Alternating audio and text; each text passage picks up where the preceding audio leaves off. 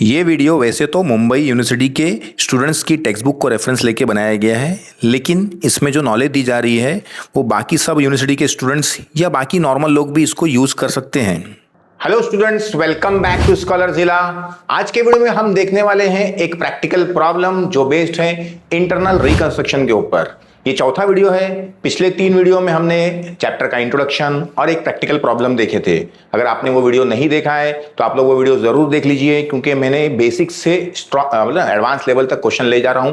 तो आपका बेसिक अगर स्ट्रांग रहेगा तो आगे की वीडियो देखने आप लोग को क्या होगी, आसानी होगी। हमारी कोशिश है कि बोलते ना स्टूडेंट्स को फ्री में अच्छे क्वालिटी एजुकेशन प्रोवाइड की जाए, और हर बीकॉम या बैफ के स्टूडेंट्स को या जो भी पढ़ते हो ये वीडियो सबके लिए एप्लीकेबल है। हाँ, बात यह है कि हम लोग सिर्फ ये टेक्स्ट बुक रेफरेंस ले रहे हैं मुंबई यूनिवर्सिटी का, बैफ और बीकॉम की, लेकिन आप लोग जिसको भी इसको अगर चैप्टर पढ़ना है तो वीडियो आप लोग देख सकते हैं और रेफरेंस ले सकते हैं। चलिए स्टार्ट करते हैं प्रैक्टिकल प्रॉब्लम। ये स्क्रीन पे आपके एक क्वेश्चन मैंने लाया है। अगर ये क्वेश्चन आपको चाहिए इसकी पीडीएफ या इसकी कॉपी तो आप लोग ऐप से डाउनलोड कर सकते हैं। मेरे ऐप में लिंक मेरे डिस्क्रिप्शन में लिंक दे रहा हूं, और अपडेट्स के लिए आप लोग मेरा व्हाट्सअप ग्रुप या टेलीग्राम का ग्रुप आप लोग फॉलो कर सकते हैं। चलिए क्वेश्चन समझते हैं, और कोशिश ये कीजिए कि मैं ऐसे तरीके से क्वेश्चन बना रहा हूं कि बोल रहा एकदम बेसिक से बना रहा हूं, ताकि हर एक स्टूडेंट्स को क्वेश्चन समझने में क्या हो, एकदम आसानी हो। चाहे आपका बैकग्राउंड साइंस का हो या अपनी 11, 12, 13, 14 अच्छे से नहीं करा हो तो भी आपको समझ में आएगा। हाँ, अगर आप लोग थोड़ा एडवांस लेवल के हैं तो आप लोग वो पार्ट को स्किप कर सकते हैं जो आप लोग को ईजी लगता है, लेकिन मैं डिटेल से ही जाऊंगा और बेसिक से लेकर एडवांस क्वेश्चन कराने की कोशिश करूंगा। तो आप ध्यान में रखिए कि कुछ इंपॉर्टेंट पॉइंट होते हैं क्वेश्चन करने के लिए, वो इंपॉर्टेंट पॉइंट्स को नोट डाउन कर लीजिए, और कुछ अलग एडजस्टमेंट दिखेंगे तो उनको हाईलाइट जरूर कीजिए, क्योंकि रिवीजन के टाइम पे आपको बहुत काम आएगा। क्योंकि मसला ये आता है कि अभी जब रिवीजन करने बैठोगे एग्जाम से पहले तो इतने सारे चैप्टर्स, इतने सारे क्वेश्चन, सब तो आप प्रैक्टिस नहीं कर पाओगे। तो जो उसमें से 4 चैप्टर में से 2-3 क्वेश्चन निकाल लो, उसकी प्रैक्टिस करो, और बाकी जो अलग अलग एडजस्टमेंट उसको हाईलाइट करके रखो तो उनको ही देख लिया करो एग्जाम के टाइम पे, तो आपका क्या हो जाएगा, अच्छे से रिवीजन हो जाएगा। चलिए, तो पहला काम है क्वेश्चन, ये आप लोग का इंटरनल रिकंस्ट्रक्शन का क्वेश्चन है। क्वेश्चन पहले पूरा रीड करो 2 मिनट के अंदर, फटाफट तो हम लोग पढ़ लेते हैं पहले। Following is the summarised balance sheet of risky limited on 31 मार्च 2015। यहाँ पे असेट्स लायबिलिटीज दी हुई है, प्रेफरेंस शेयर है, इक्विटी शेयर है, डिबेंचर्स है, क्रेडिटर्स है, बैंक ओवरड्राफ्ट है, लायबिलिटीज है। असेट्स में प्रीमाइसेस है, प्लांट एंड मशीनरी है, इन्वेस्टमेंट है, स्टॉक है, डेटर्स है, डिफर्ड एंड एडवांस है, प्रीलिमिनरी एक्सपेंसेस है और प्रॉफिट एंड लॉस है। तो देखो दो चीजें हैं, ये ध्यान रखना आप लोग। क्या क्या दिया है? प्रीलिमिनरी एक्सपेंसेस, ये आप लोग का फिक्टिशियस असेट्स होता है, क्योंकि ये जब कंपनी स्टार्ट होती है तो स्टार्ट के टाइम पे जो खर्चे किए जाते हैं वो सब को हम लोग प्रीलिमिनरी एक्सपेंस बोलते हैं। तो नॉर्म्स ये बोलते हैं कि वो एक साथ आप लोग पूरे ईयर में खर्चा नहीं कर सकते हो, उसको हर साल थोड़ा थोड़ा राइट ऑफ करना रहता है, इसलिए उसको फिक्टिशियस असेट्स बोलते हैं। एक्सपेंस तो है लेकिन एक ही साथ राइट ऑफ नहीं करना है, उसको हर साल थोड़ा थोड़ा करके मतलब एक्सपेंस में दिखाना है। इसलिए जो बच्चे मतलब फॉर एग्जाम्पल आपने 10 लाख रुपए खर्चा करते हैं कंपनी स्टार्ट करने में, आपको बताया कि उसको 10 साल में राइट ऑफ करना है, तो हर साल आप लोग उस 10 लाख में से 1 लाख क्या कर जाओगे, कम कर जाओगे। तो पहले साल 1 लाख दिखाओगे, 1 लाख एक्सपेंस में दिखाओगे, 9 लाख कहाँ दिखाओगे, असेट्स में दिखाओगे। फिर अगले साल 1 लाख एक्सपेंस पे, 8 लाख असेट्स में, ऐसा करते करते तो वो जो अमाउंट आपने खर्चा करे थे है तो एक्सपेंस, इसको हम लोग बोलते हैं ना डेफर्ड रेवेन्यू एक्सपेंडिचर, तो वो एक्सपेंस है, लेकिन आप लोग को एक साथ राइट ऑफ नहीं करना है, इसलिए उसको हम लोग फिक्टिशियस असेट्स बोलते हैं।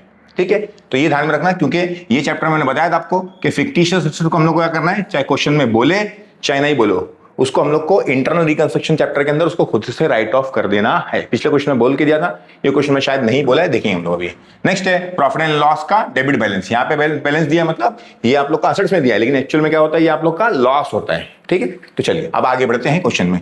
नोट दिया है, नोट मतलब खाली आपको इन्फॉर्मेशन दिया, खाली इन्फॉर्म कर रहा है आपको कि प्रेफरेंस डिविडेंड जो है 3 साल का बाकी है। 3 साल से उन्होंने प्रेफरेंस शेयर्स वाले लोगों को डिविडेंड नहीं दिए हैं, बराबर है।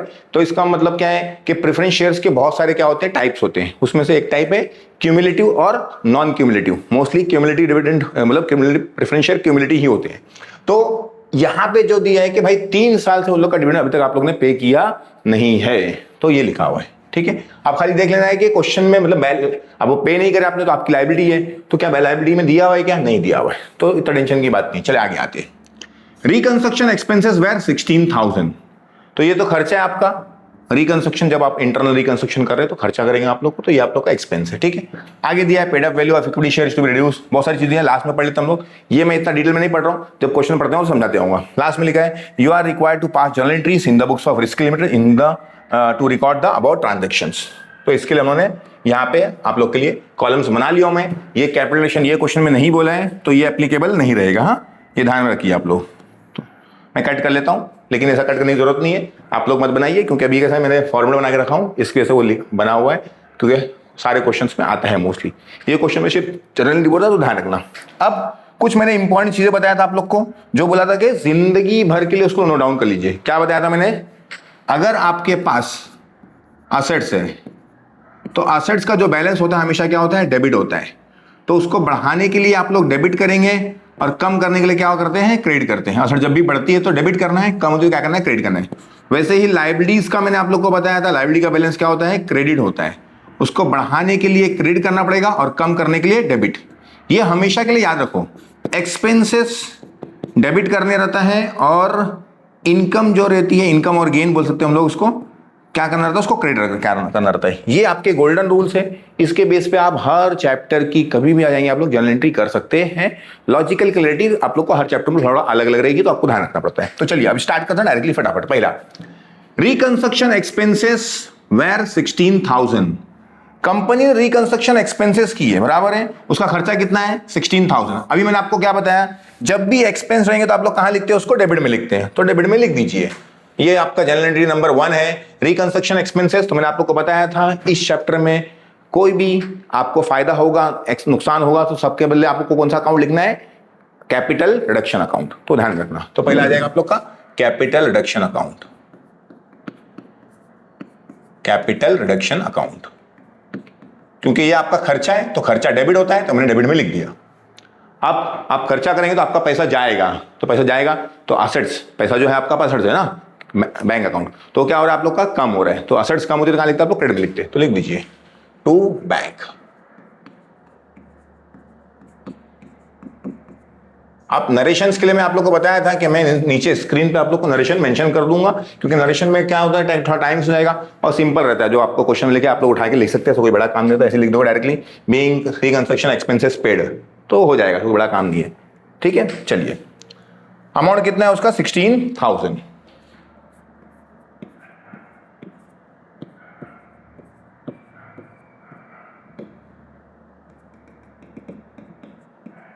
चलिए नेक्स्ट पे आते हैं। अब ये पहला समझ गया आप लोग को, तो ये ध्यान में रखना। अब ये ऐसा है कि हर क्वेश्चन में ऑलमोस्ट रिकंस्ट्रक्शन एक्सपेंस तो होगा, सिंपल सी बात है, जब कैपिटलाइजेशन करे, इतना बड़ा प्रोसेस करे तो खर्चे तो होंगे। नेक्स्ट है the paid up value of equity share to be reduce to 2 per share and preference share 5 per share.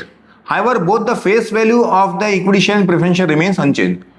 Preference share equity shares के जो आपके क्या बोलते हैं पेड अप वैल्यू है, पेड अप वैल्यू मतलब फेस वैल्यू है, सॉरी पेड अप वैल्यू नहीं, फेस वैल्यू बनाओ, जो आपने पैसा पे करे वो कितना कर दिया उन्होंने? 2 per share कर दिए, और प्रेफरेंस शेयर का कितना कर दिए? 5 per share कर दिए। अब देखो इसका समझने का मतलब है, पहले आके ढूंढने का कि इक्विटी शेयर्स कितने का था, कितना था? 10 रुपीज ईच लिखा हुआ है, बराबर है। आप लोग क्या, सॉरी इक्विटी शेयर पे नहीं गया, मैंने प्रेफरेंस शेयर पे चले गया। पहले इक्विटी शेयर कितना है आप लोग का? इक्विटी शेयर ऑफ 10 ईच कितने रुपए का है? 8 लाख रुपए का इक्विटी शेयर है आप लोग के। तो अगर आप लोग देखेंगे तो उसने क्या बोला है कि आपका जो इक्विटी शेयर है वो 10 रुपए का था, और आपने कुछ लिखा नहीं, इसका मतलब आपने 10 रुपए पूरे पे कर चुके हैं उसके। अब उसको कितना करने बोल रहा है? 2 per share, 2 रुपए पर शेयर करने बोल रहा है। मतलब क्या है कि जो इक्विटी शेयर होल्डर्स ने आप लोग को 10 रुपए पे करे थे, अब उनको आप लोग क्या बोले? ये कंसिडर करो कि आप लोग 10 रुपए नहीं, आप सिर्फ आपने कितना पे करे हैं? 2 लिखा है, देखो reduce to 2 per share, reduce by 2 per share नहीं, 2 रुपए कम नहीं करो, रिड्यूस टू 2 पर 2 तक कर दो, 2 तक कर दो, मतलब 8 रुपए आप लोग क्या कर रहे हो? उनकी वैल्यू कम कर दे रहे हो। सिंपल सी बात है, इक्विटी शेयर्स आपके लिए लायबिलिटीज है, लायबिलिटीज 10 से सीधे 2 हो जा रही है एक शेयर के ऊपर, तो इसका मतलब 8 रुपए का कंपनी को क्या हो रहा है? फायदा हो रहा है। 10 से वैल्यू कितनी हो रही है? सीधे 2 हो जा रही है, लिखा है ना, रिड्यूस टू 2 per share, 2 रुपए शेयर का कर दो 10 से, तो सिंपल सी बात है 8 रुपए का कंपनी को क्या हो जाएगा? फायदा हो जाएगा, क्योंकि लायबिलिटी क्या हो रही है कंपनी की? कम हो रही है। ठीक है, तो यहाँ पे हम लोग एंट्री कर लेंगे। सेकंड एंट्री क्या है आप लोग का? मैंने आप लोग को बताया था लायबिलिटी कम होती है तो कहाँ लिखते हैं आप लोग? डेबिट में लिखते। तो देखो आपने बताया था आप लोग को लायबिलिटी कम हो रही है तो कहाँ लिखेंगे? डेबिट में। तो यहाँ पे मेंशन कर दो कौन सी लायबिलिटी है? इक्विटी शेयर, तो लिख देते हैं हम लोग इक्विटी शेयर कैपिटल, अकाउंट। और कंपनी का क्या हो रहा है, फायदा हो रहा है। फायदा होता है तो हम लोग कौन सा अकाउंट बनाते हैं, फायदा हो चाहे नुकसान हो, दोनों कौन सा अकाउंट बनेगा, कैपिटल रिडक्शन। लेकिन फायदा हो रहा है तो कैपिटलेशन कहां पे रहेगा, क्रेडिट में रहेगा, और लॉस रहेगा तो कैपिटलेशन कहां पे रहेगा, डेबिट में रहेगा। तो अभी फायदा है तो कैपिटलेशन कहां पे है, क्रेडिट में है, कैपिटल रिडक्शन अकाउंट। ये ध्यान में रखो हमेशा कि कैपिटल रिडक्शन अकाउंट अगर फायदा हो रहा है, कंपनी का फायदा हो रहा है, कंपनी शेयर होल्डर से मतलब नहीं, कंपनी से मतलब हम लोग को, क्योंकि हम लोग कंपनी के जर्नल एंट्रीज कर रहे हैं, तो कंपनी के लिए फायदा है। तो जब भी फायदा होगा तो कैपिटल रिडक्शन क्रेडिट में लिखना है, और नुकसान होगा तो कैपिटल रिडक्शन को कहां लिखना है, आप लोग को डेबिट में लिखना है, याद रखिए। तो यहां पे हमने लिख दिए, ठीक है। अब ढूंढना है हम लोग को कितने का फायदा हुआ, तो कितने का फायदा हुआ अब ढूंढना के लिए हम लोग क्या करना पड़ेगा, ये कितने शेयर थे वो निकालना पड़ेगा। 8 लाख रुपए के शेयर थे, बराबर है, एक शेयर कितने का था, 10 का, तो इसका मतलब कंपनी के शेयर कितने थे, 80,000 शेयर थे कंपनी के पास, बराबर है। अब एक शेयर कितने का हो गया, सिर्फ 2 रुपए का हो गया, तो कंपनी का फायदा कितना हुआ है, 8 रुपए का एक शेयर पे, क्योंकि 10 से क्या हो गया, सीधे वैल्यू 2 हो गई है, बराबर ना। इसमें याद रखना जो पिछले क्वेश्चन में किया था उन्होंने, उसमें पेड अप वैल्यू भी और फेस वैल्यू दोनों कम कर रहे थे हम लोग, तो इसलिए दोनों की एंट्री करते हैं, मतलब पुराने शेयर्स की भी 10 की भी एंट्री करे थे, मतलब इक्विटी शेयर डेबिट में भी था और इक्विटी शेयर क्रेडिट में भी था, ऊपर 10 रुपए थे, नीचे 2 वाला था, और फिर कैपिटलेशन 8 की एंट्री करते, लेकिन यहाँ पे सिर्फ पेड अप वैल्यू कम हो रही है, तो एंट्री ये वाली आएगी। हाँ, पिछले में पेड अप और फेस दोनों वैल्यू था, इसके उन्होंने एंट्री थोड़ी अलग किए थे। हाँ, ध्यान रखना, तो बोलेंगे सर आपने पिछले में अलग कराए थे, इसमें अलग करा रहे, तो इसमें सिर्फ हम लोग वैल्यू की एंट्री कर ले, कितना फायदा हुआ कितना नुकसान हुआ, पुराना शेयर नया शेयर लिखने की जरूरत नहीं है। हाँ, क्योंकि फेस वैल्यू चेंज नहीं हो रही है, फेस वैल्यू उतनी ही रह रही है, मतलब यहाँ पे बहुत सारा प्रॉब्लम हो सकता है इक्विटी शेयर होल्डर्स को, क्योंकि आपकी पहले तो आप 10 रुपए दिए थे, उसको बोल रहे आप 10 नहीं दिए, अभी 2 ही दिया आपने, तो 8 रुपए का तो शेयर होल्डर को नुकसान हो रहा है, कंपनी का 8 रुपए का फायदा हो रहा है, बराबर है। कितने शेयर पे, एक शेयर पे, पर शेयर पे लिखा है, देखो पर शेयर पे, पर शेयर, तो 80,000 शेयर है, एक शेयर पे कंपनी को कितना फायदा, 8 रुपए का, तो 8 8 64, तो ये होता है 6,40,000, तो यहां पे आप लोग लिख देंगे 6,40,000। आप लोग कंबाइन एंट्री भी कर सकते हैं, लेकिन मैं कंबाइन इसलिए नहीं करा रहा हूं इसकी एंट्री, क्योंकि क्या होगा कि फिर आप लोग को थोड़ा कंफ्यूजन हो सकता है, इसलिए मैं एकदम पहले आपको सिंपल तरीके से समझाने की कोशिश कर रहा हूं। थर्ड एंट्री नेक्स्ट, आगे लिखा हुआ है प्रेफरेंस शेयर ₹2 पर शेयर, और प्रेफरेंस शेयर कितना कर देने का आप लोग को, 5 कर देना। तो देखेंगे प्रेफरेंस शेयर कितने का था, पहले 10 रुपए का था, बराबर है। कितने प्रेफरेंस शेयर थे वो मैं निकाल लेता हूं, 4,80,000 का टोटल वैल्यू था, एक प्रेफरेंस शेयर 10 रुपए का था, तो कितना होता है 48,000 प्रेफरेंस शेयर थे आपके पास। अब एक शेयर पे कितने रुपए का फायदा हो रहा है आप लोग को, 10 से सीधे 5 हो जा रहा है, मतलब 5 रुपए का फायदा हो रहा है, तो मल्टीप्लाई कर लेंगे तो इसका हाफ ही है, तो 2,40,000, तो कंपनी को फायदा कितना है, 2,40,000 का। तो इक्विटी शेयर की वैल्यू, सॉरी प्रेफरेंस शेयर की वैल्यू क्या हो रही है, कम हो रही है। प्रेफरेंस शेयर कैपिटल आपकी लायबिलिटी है, कम हो रहा है, तो लायबिलिटी कम हो तो कहां लिखता हूं, डेबिट में लिखते, तो लिख देंगे प्रेफरेंस, ये शॉर्ट फॉर्म नहीं चलता है, फुल फॉर्म लिखना आप लोग, मैं शॉर्ट फॉर्म इसलिए लिख रहा हूं कि थोड़ा टाइम क्या हो जाए, सेव हो जाए, क्योंकि वीडियो बहुत बड़ी आती है। टू कैपिटल रिडक्शन, दोनों सेम ही चीज है, दोनों के अंदर लॉजिक सेम है।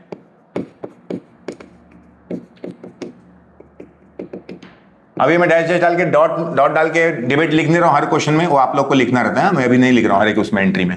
कितने का फायदा था, 2,40,000।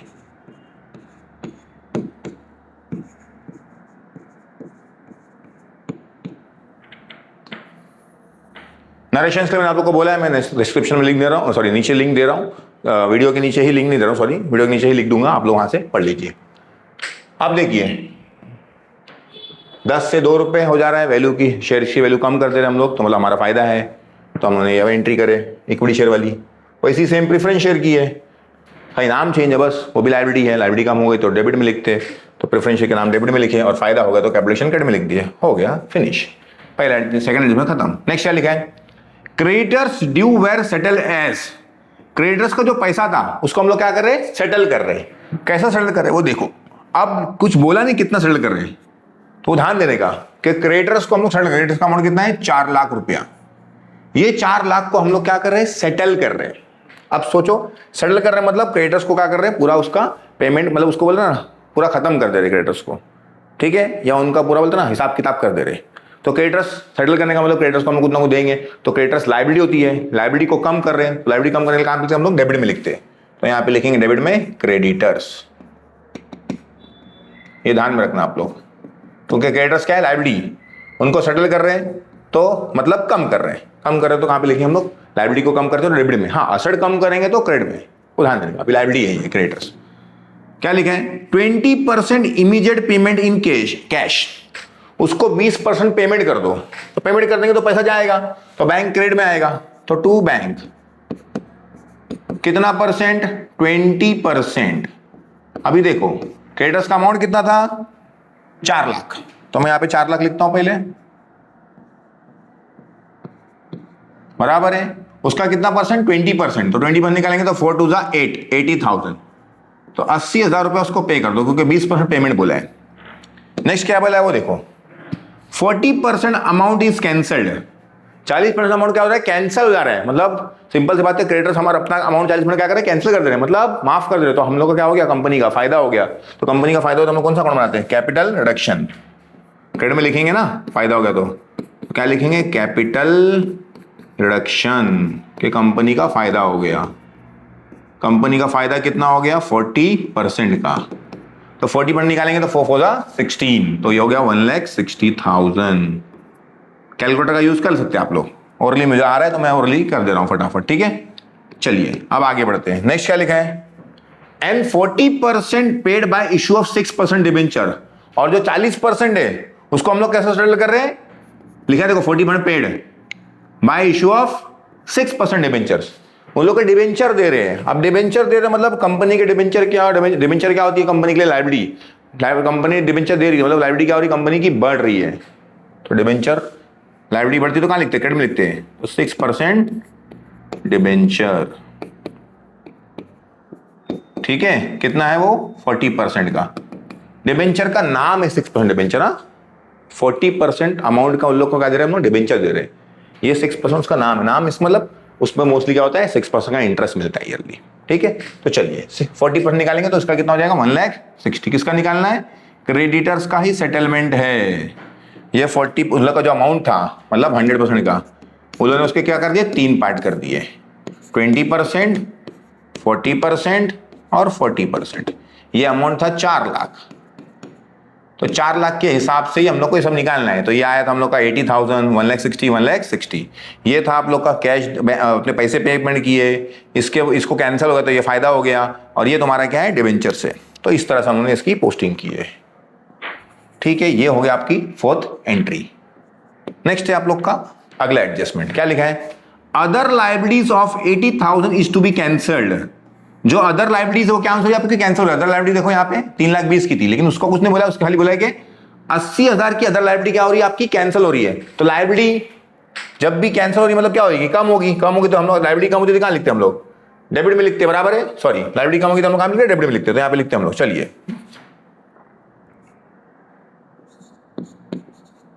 Other liabilities. क्वेश्चन में मतलब बैलेंस शीट में जो दिया है उसका नाम ही लिखने का। तो क्या लिखा है? Other liabilities.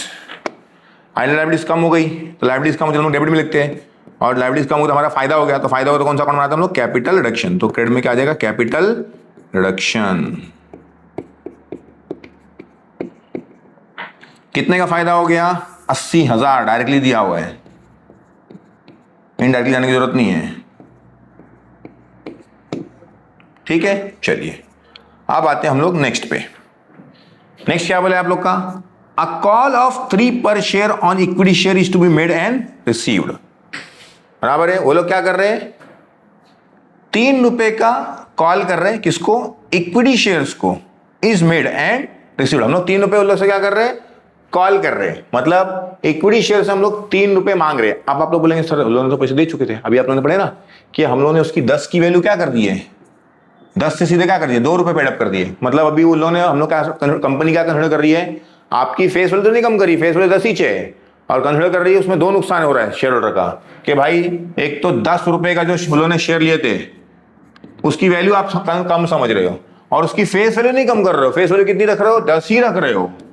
तो इसका मतलब 2 नुकसान है कि भाई आपका 10 का शेयर आपने बोल दिया आपको, तो उसकी वैल्यू आपने 10 रुपए दिए थे, आपने उसमें कंपनी क्या कंसिडर कर रही है? आपको सिर्फ 2 रुपए दिए हो, तो 8 रुपए का वो नुकसान हुआ। फिर अभी वो फेस वैल्यू 10 ही है, मतलब वो जो 8 रुपए का डिफरेंस है वो कंपनी बाद में मांग सकती है। तो यहाँ पे देखो उसने 3 रुपए मांगी है। आप बोलेंगे सर ऐसा क्या? तो वो कंपनी और कंपनी के शेयर होल्डर्स मतलब कंपनी के ओनर्स उनका एडजस्टमेंट है, तभी ही कंपनी बचेगी, नहीं तो पूरा कंपनी क्या हो जाएगी, डूब जाएगी। तो उन लोग को लगता है क्योंकि उन्होंने कंसल्टेंसी को हायर किए हैं और समझे बूझे हैं, तो समझ में आएगा भाई कंपनी को बचाया जा सकता है, तो सब लोग सेक्रीफाई करने के लिए रेडी रहते हैं। तभी ही इंटरनल कंस्ट्रक्शन का पूरा प्रोसेस होता है, वो लीगल बहुत सारी उसमें चीज़ें होती हैं, तब जाके होता है। तो इतना आसान नहीं, इतना बोले शॉर्ट में बोले बैठा के मीटिंग के लिए इतने एक बार का नहीं रहता है, वो बहुत लंबा प्रोसेस होता है, बहुत लंबी मीटिंग्स होती है, उसमें समझाया जाता है, इसलिए लोग एग्री हो रहे हैं। तो अभी आने दो, तो मतलब खाली समझा रहा हूँ कि ऐसा क्यों करते हैं हम लोग प्रैक्टिकली। अभी तो एकदम सिंपल एंट्री करना खाली हम लोग को। A call of 3 per share made and received. हम लोग क्या करें, 3 रुपए हमारे इक्विटी शेयर होल्डर्स को मांगे और उन्होंने पैसे दे भी दिए। ठीक है, तो एकदम सिंपल है। कंपनी को पैसा मिल रहा है तो कंपनी क्या लिखेगी, बैंक अकाउंट डेबिट, बराबर है काय का पैसा है, इक्विटी शेयर का, तो डायरेक्टली लिख देंगे इक्विटी शेयर कैपिटल, क्योंकि अब कंपनी की लायबिलिटी क्या हो जाएगी, बढ़ जाएगी, क्योंकि कंपनी ने कैपिटल का पैसा लिया हुआ है और कैपिटल क्या होता है, लायबिलिटी, तो लायबिलिटी बढ़ गई तो क्रेडिट में लिखते हैं हम लोग। ठीक है, कितने का अब ढूंढना पड़ेगा, कितने शेयर थे कंपनी के, 80,000 इक्विटी शेयर्स थे। एक शेयर पे कितना मांगे आप लोग ने, 80,000 शेयर थे ना इक्विटी शेयर्स, यहाँ पे हमने निकाले थे डिवाइड करके, ये देखो यहाँ पे, बराबर है। और एक पे कितने रुपए मांग रहे हैं आप लोग, 3 रुपए मांग रहे हैं, तो 8 3 24, तो ये हो गया आप लोग का 2,40,000। तो ये आ गया आप लोग की 2,40,000 की एंट्री।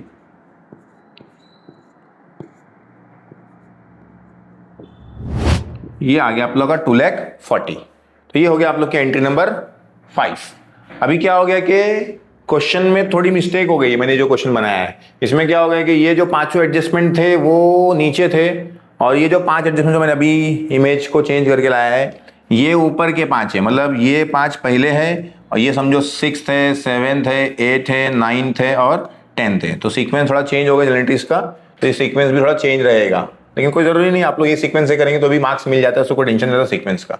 ठीक है, तो अभी हम लोग एडजस्टमेंट नंबर समझो एग्जांपल, बाय डिफॉल्ट ये आप लोग का ये फर्स्ट सेकंड फोर्थ 6, ये 6th है, लेकिन ये एक्चुअल में फर्स्ट है। ठीक है, वो कंफ्यूजन छोड़ो, अभी लाइन से चलते हम लोग, ये समझो एग्जांपल तुम्हारा ऐसा। अब आते हैं, हाँ जो मैं इमेज देता हूं आपको उसमें इसको करेक्ट कर देता हूं, कोशिश करता हूं। ठीक है, plant and machinery having book value of 1,60,000 is obsolete. ठीक है ना, this is sold as a scrap for 32,000। अभी जो प्लांट एंड मशीनरी हमारी वो क्या हो गई है, having book value of 1,60,000 is obsolete.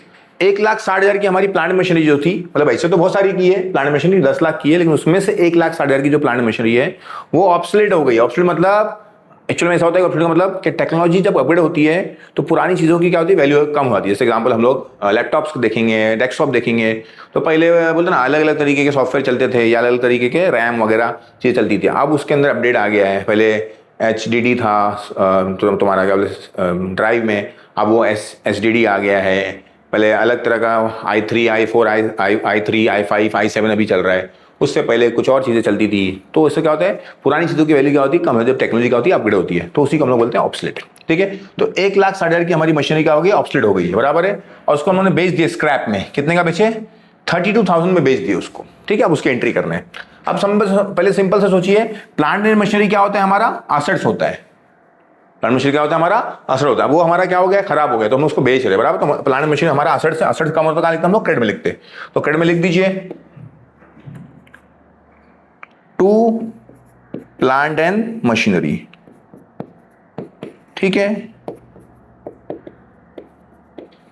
पूरी प्लांट मशीनरी की बात नहीं कर रहा है वो, उसमें से सिर्फ 1,60,000 की बात कर रहा है। जैसे यहाँ पे क्रेडिटर्स में क्या बोला था कि पूरे की बात, क्रेडिटर्स अमाउंट कुछ नहीं दिया था तो हमने उसका सब पार्ट कर दिए।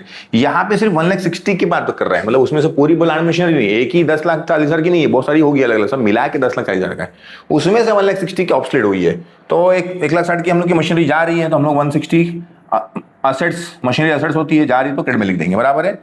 अब उसको हम लोगों ने बेचे तो पैसा आया हम लोग को, तो हम लोग डेबिट में क्या लिखने वाले हैं, बैंक अकाउंट, क्योंकि पैसा मिल रहा है हम लोग को। कितना मिल रहा है, 32,000 रुपीज हम लोग को मिल रहे हैं। यहाँ पे देखो 32,000 लिखा है कि 32,000 में उसको बेचे हम लोगों ने, बराबर है। अब उस पर हम लोग को क्या हो गया, सिंपल सी बात है, 1,60,000 की मशीन थी, उसको हम लोगों ने 32,000 में बेच दिए, तो मतलब हम लोग को क्या हो गया, लॉस हो गया। अब लॉस कितना हो हम लोग को निकालना है माइनस करके, तो आता है 1,28,000, तो यहाँ पे लिख दीजिए 1,28,000। अब मैंने आप लोग को बताया था ये चैप्टर में जब भी लॉस होगा तो हम लोग क्या बोलेंगे उसको, कैपिटल रिडक्शन।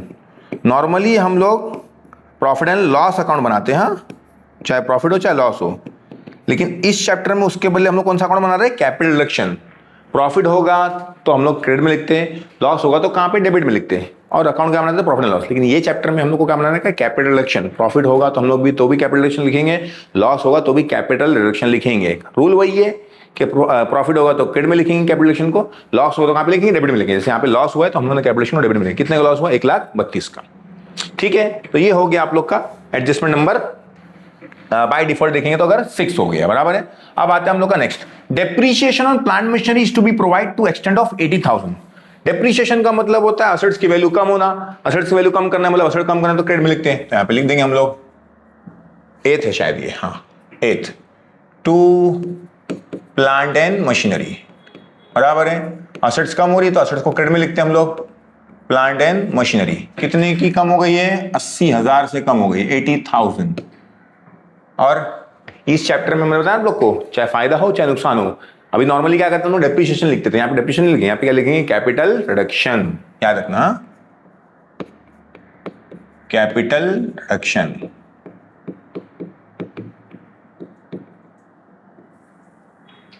कितने की है वो? 80,000 का, उसका नंबर क्या हो गया? डेप्रिसिएशन हो गया है। यहाँ पे डेप्रिसिएशन अकाउंट नहीं बना रहे हम लोग, डेप्रिसिएशन लॉस होता है डेबिट में लिखते हैं, लेकिन उसके बदले ये चैप्टर में क्या लिखना है हम लोग को? Capital reduction. चाहे फायदा हो चाहे नुकसान हो, हर जगह क्या लिखना है? Capital reduction.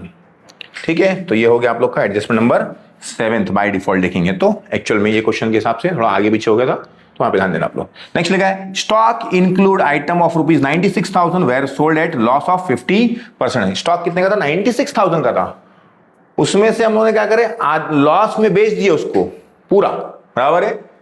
स्टॉक तो कुछ ज्यादा का है, उसमें से 96,000 लिखा ना, स्टॉक इंक्लूड, स्टॉक में इंक्लूड है, वैल्यूड एट 90, उसकी वैल्यू कितनी? 96,000, उसको हमने बेच दिया कितने पे? Which are sold at loss of 50%। बोल लोगों का स्टेटमेंट समझता नहीं, एकदम सिंपल है, देखो क्या लिखा है, स्टॉक इंक्लूड, स्टॉक के अंदर इंक्लूड है, स्टॉक का अमाउंट ज्यादा है, वैल्यूड एट 96,000, उसके अंदर इंक्लूड है कितने का? 96,000 का स्टॉक ऐसा है जो हम लोगों ने क्या कर दिया? बेच दिए। 96,000 का स्टॉक बेचे, 50% लॉस में बेचे। ठीक है, तो स्टॉक बेच रहे हैं तो स्टॉक मतलब असेट्स, असेट्स का मतलब तो कहां लिखते हैं हम लोग? क्रेडिट में लिखते हैं, तो लिख देंगे टू स्टॉक, बराबर है। कितने का स्टॉक बता रहा है वो? 96,000 वाले की बात कर रहा है, तो 96,000 लिखेंगे हम लोग, पूरा अमाउंट नहीं लिखेंगे, सिर्फ 96,000 की बात किया उसने। जैसे मशीनरी में बताया था कि सिर्फ 1,60,000 की बात कर रहा है वो, वैसे यहाँ पे 96,000 की बात कर रहा है। उसको उन्होंने क्या करे? बेच दिए 50% लॉस पे, तो 50% का पैसा मतलब हम लोग को मिला है। इसका 50% निकालेंगे तो आएगा 48,000। निकाल के देख लीजिए कैलकुलेटर से आप लोग, कोई टेंशन की बात नहीं है, एकदम नकली चैप्टर है। लॉजिक मेरा जो बोल रहा हूँ क्लियर रखोगे तो आप लोग को लगेगा कि इंटरनल रिकंस्ट्रक्शन बहुत इजी है। नॉर्मली सब लोग इसको हार्ड बोलते हैं, लेकिन मैं आपको हमेशा बोलता हूँ कि मेरे को तो सबसे इजी ये चैप्टर लगता है, और सबको बोलता हूँ कि ये चैप्टर बहुत ईजी है। अब सिंपल सी बात है, हमारे को लॉस हो गया है, तो लॉस हो गया तो हम लोग कौन सा अकाउंट बनाते हैं? कैपिटल रिडक्शन, क्योंकि 50% वैल्यू कम उन्होंने बेचे उसको, तो कैपिटल रिडक्शन अकाउंट।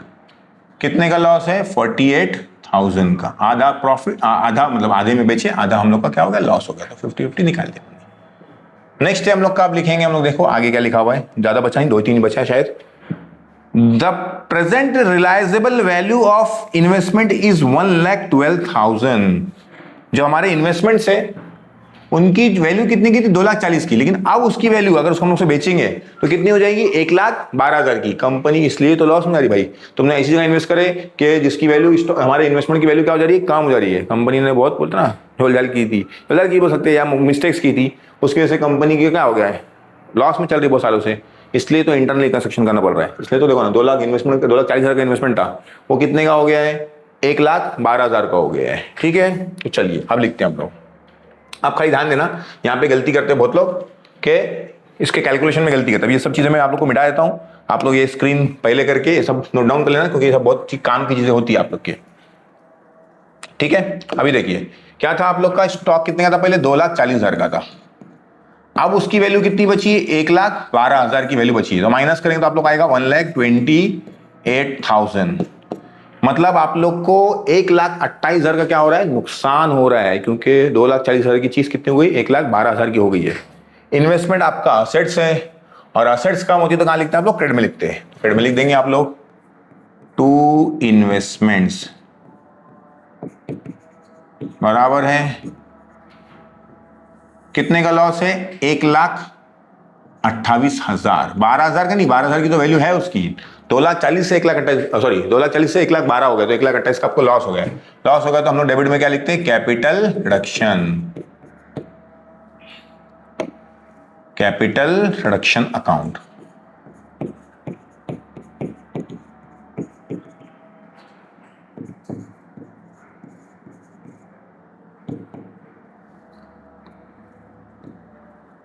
एकदम मजा आएगा, एकदम सिंपल है, बस खाली लॉजिकल क्लैरिटी ध्यान में रखना। जो मैं आप लोग को ये गोल्डन रूल बना के दिया था, यहाँ पे मिटा दिया मैंने, वो आप लोग ध्यान में रखना, तो आप लोग को क्या लगेगा कि एकदम इजी लगेगा। बस इंपॉर्टेंट चीजें आप लोग नोट डाउन करते रहना जो मैं बोल रहा हूँ। और जो लॉजिक एक बार बता दिया मैंने, असेट्स बढ़ने का, कम होने का, लायबिलिटी बढ़ने का, कम होने का, कैपिटल रिडक्शन के बारे में, वो सब एकदम ध्यान में रखो, बस एकदम ईजी लगेगा।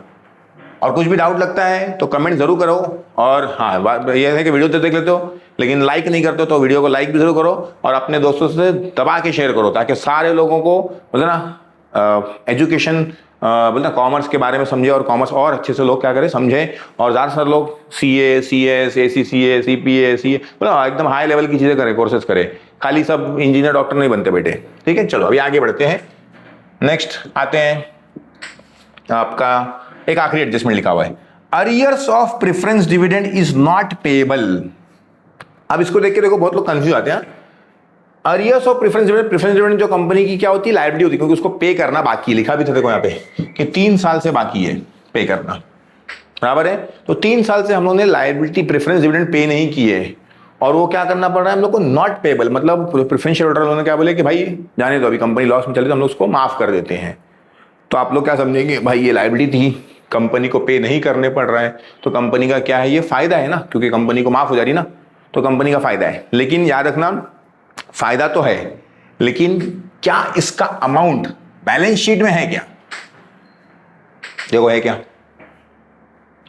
लायबिलिटी में रहेगा ना वो, प्रेफरेंस डिविडेंड लिखा है, अरियर्स ऑफ प्रेफरेंस नहीं लिखा हुआ है, तो ऐसे चीज की जर्नल एंट्री करने का नहीं। अगर वो चीज बैलेंस शीट में नहीं दी हुई रही है और आपका कोई पैसा आ जा नहीं रहा, यहाँ भी ध्यान रखना, पैसा आ या जा नहीं रहा है, आ रहा है जा रहा है तो एंट्री करना पड़ेगी आपको। लेकिन बैलेंस शीट में है और आपने बोले कि भाई मैं माफ कर दे रहा हूं, तो आपका पैसा देना था आपको, लेकिन आपको नहीं देना पड़ रहा है, तो ना पैसे का आना जाना हुआ नहीं है ट्रांजेक्शन में। ठीक है, तो आप लोग उसको एंट्री करने वाले नहीं है। 2 चीजें याद रखना, बैलेंस शीट में है मतलब असेट्स लायबिलिटी में है, आपको पैसा माफ कर रहा है, बढ़ रहा है, कम रहा है, तो आप लोग को एंट्री करना पड़ेगी। बैलेंस शीट में नहीं है और पैसा नहीं आ नहीं जा रहा है, मतलब पैसे का ट्रांजेक्शन नहीं हो रहा है, तो आप लोग उसकी एंट्री करने की जरूरत नहीं। जैसे ये प्रेफरेंस डिविडेंड आपका माफ हो रहा है, फायदा है, लेकिन उसका अमाउंट बैलेंस शीट में नहीं लिखा हुआ, तो आप लोग उसको मेंशन करने वाले नहीं, उसकी एंट्री करने वाले नहीं है, ये बात याद रखना। अब एक चीज क्या करते हैं, बहुत सारे स्टूडेंट भूल जाते हैं। मैंने आप लोग को इंट्रोडक्शन लेक्चर में भी बोला था और पिछले लेक्चर में भी बोला था कि जब भी क्वेश्चन में बोले चाहे नहीं बोले, 3 चीजें ध्यान में रखना, गुडविल, आपका प्रिलिमिनरी एक्सपेंसेस और प्रॉफिट एंड लॉस का डेबिट बैलेंस। प्रीमियम एक्सपेंसेस बोलते हैं उसको, आपको फिक्टिशियस असेट्स, और प्रॉफिट एंड लॉस का डेबिट बैलेंस, इसको बोले चाहे ना बोले आप लोग को राइट ऑफ करना ही है। अभी क्वेश्चन में गुडविल है क्या? नहीं है। फिक्टिशियस असेट्स है प्रीलिमिनरी एक्सपेंसेस, और प्रॉफिट एंड लॉस का डेबिट बैलेंस है, यस। तो दोनों को क्या करना पड़ेगा? आप लोग को राइट ऑफ करना पड़ेगा। दोनों असेट्स में है, राइट ऑफ करना मतलब दोनों को हटाना, तो असेट्स हटाने के लिए क्या कहते हैं हम लोग? कम हो रही, मतलब क्रेडिट में लिखते हैं, तो लिख दो 2 एक्सपेंसेस और 2 प्रॉफिट एंड लॉस अकाउंट। कितना कितना अमाउंट है दोनों का? 3,20,000 और 4,00,000। 3,20,000 और 4,00,000 दोनों मिला के हो गया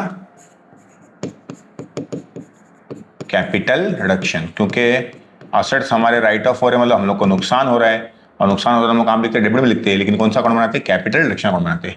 कितना हो गया? 7,20,000। तो ये हो गया हमारी सारी जनरल एंट्रीज फिनिश। अब क्वेश्चन में हम लोग को एक और एंट्री करना रहता है, जो बैलेंस बचता है कैपिटल का, उसको कहां ट्रांसफर करना रहता है? रिजर्व्स में ट्रांसफर करना रहता है। लेकिन अभी क्या है कि ये क्वेश्चन में हम लोग को कैपिटल अकाउंट बनाने बोला नहीं है, लेकिन आप लोग को एग्जाम में याद रखना चाहे बोले चाहे नहीं बोले, आप लोग को कैपिटलेशन अकाउंट बना के रिजर्व में उसको ट्रांसफर करना रहता है। तो आप लोग की जिम्मेदारी है कि आप लोग क्या करें, कैपिटलेशन अकाउंट बनाएं। ये आप लोग का समझ लो एग्जाम्पल होमवर्क है। कैपिटलेशन अकाउंट बनाओ, टैली करो, और जो बैलेंस आएगा, जैसे पिछले वीडियो में कराया था मैंने सेकंड वीडियो में, उस सेकंड वीडियो में थर्ड वीडियो में जैसे मैंने कराया था वैसा करके उसको जनरल कैपिटल रिजर्व में एंट्री करो। बराबर है। मोस्टली आपका क्या बोलते हैं, कैपिटलेशन का क्रेडिट साइड ज़्यादा आता है, डेबिट कम आता है, डेबिट में ही बैलेंस आता है। तो एंट्री आती है उसकी capitalisation account debit to capital reserve में ट्रांसफर करना रहता है उसको। अब वो क्या अमाउंट आता है आप लोग कमेंट टैली करके कमेंट में लिख के बताइए, मैं वहाँ पे आप लोग को रिप्लाई दूंगा कि आपकी जो एंट्री है वो सही है कि नहीं सही है। तो ये हो गया आप लोग का ये क्वेश्चन फिनिश। वीडियो कैसा लगा आप लोग कमेंट में ज़रूर बताइए कि क्या क्या डाउट्स है, कैसा लगा। चैनल पे पहली बार आए तो सब्सक्राइब कर लो, अपने दोस्तों से ज़रूर शेयर करो। वीडियो देखने का बहुत बहुत शुक्रिया। ऐसे ही सीखते रहेंगे, आगे बढ़ते रहेंगे, एकदम बेसिक से लेके एडवांस तक। Thank you very much.